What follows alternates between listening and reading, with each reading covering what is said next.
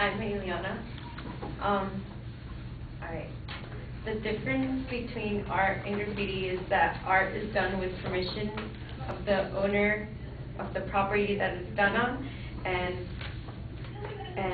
art is creative and a productive form of expression, and graffiti is a crime. Graffiti is the act of writing or drawing of any symbols applied to any surface without the permission of the property owner.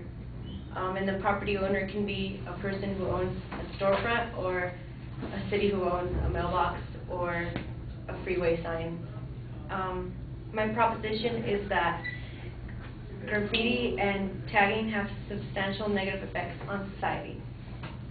First off, graffiti is vandalism, and it costs money to clean up and remove. Even though many people see graffiti as a form of art, no matter how colorful or pretty or artistic it seems, it's a crime. And in some states it's a misdemeanor, and it can be pushed up to a felony because it's defacing and damaging another person's property. The owner of the property which has been vandalized has to spend money to repair, remove, or clean up the damages, and the cost of repairing and removing the graffiti can range from hundreds of dollars to thousands of dollars, depending on if it's just washing a wall or painting over a wall, or if you have to get a whole new body paint job on your car because somebody tagged it up or scratched it. Also in most cities, like in LA or Long Beach, the graffiti has to be removed, so you don't have the choice of just leaving it up there and not spending money to remove it. And if you don't remove it, the city will remove it and then charge you for removing it.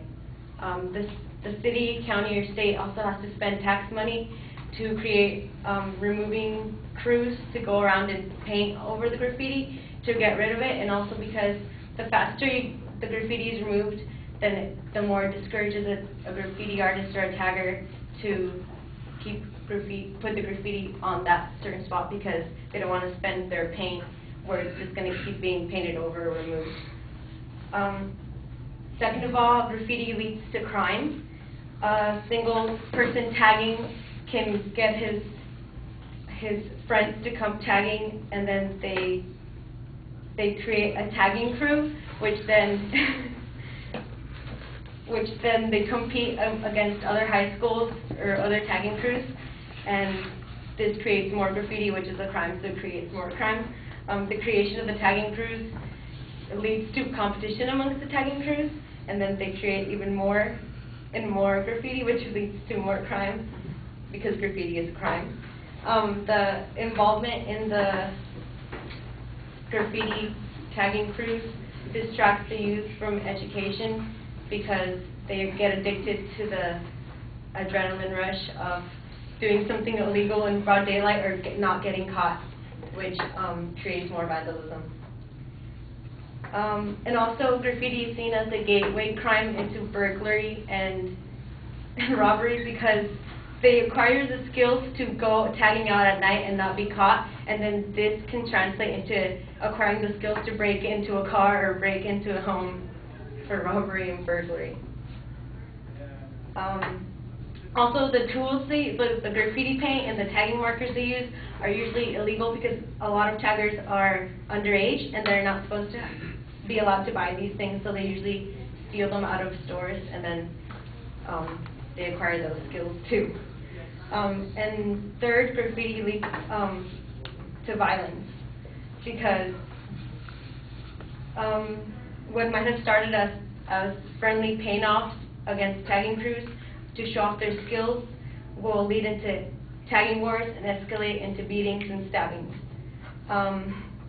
LAPD Detective Andre Alegria says that even though the younger generation try to break away from the gang stigma, they all start acting like gangs when they get into their tagging crews. And when somebody's name or tag crew name is scratched off a building, they'll retaliate, and they'll start doing this by scratching off that name or painting over it, or they'll find the person who did it and then beat him up because they tagged over their own name, and some even escalate to shootings and murder to get revenge on tagging over their tagging name or property, tagging property. The violence of the tagging wars makes it common for graffiti artists and taggers to carry weapons when it used to be seldom for taggers to be armed in the past. The violence against certain tagging crews leads to the tagging wars to become actual violent wars between members of the tagging crews.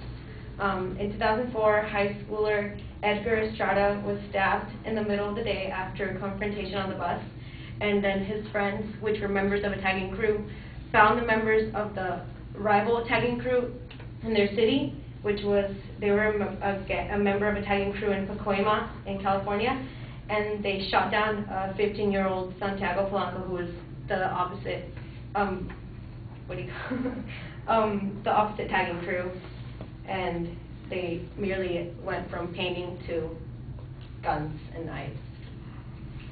Graffiti is a financial burden on society, and it leads to crime and violence, and that's why it causes only negative effects to society.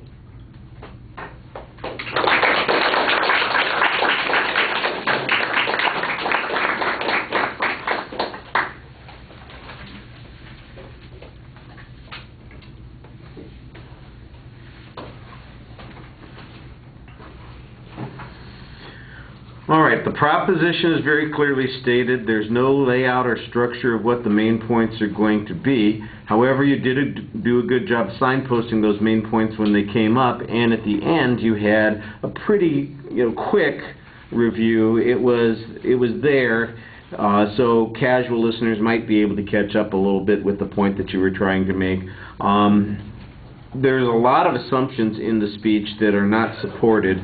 The first piece of evidence that I heard was in the third point. There were two particular examples that you could pick out that were clearly evidence: the LAPD officer that's being quoted and the case, the Estrada case that you cite. Other than that, we're getting a lot of stuff that's being treated as if it's factual data, and there's no source on that. There's no statistical information about this. You at one point make an argument that people are carrying guns when they used to not carry guns, but I don't have any information on that. The only thing that might be close to that is the Estrada case that you cite.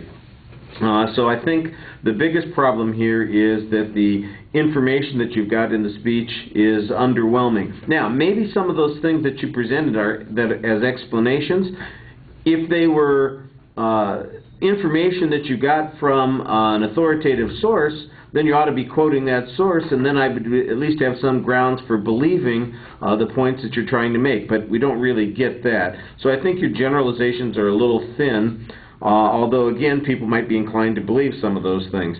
The presentation is fine. We can hear you pretty well. You've got a little bit of a nervous smile while you're talking, like you're a little self-conscious about giving a speech. We're pretty friendly people, Maybe you've got somebody in class that you know that's also freaking you out. That happens sometimes too. You look up, you see your friend there, and then you start losing it. That'll be something that you'll have to work on a little bit. Like I said, the summary was okay, and you used your time, so that was nice. Thank you. Thank you.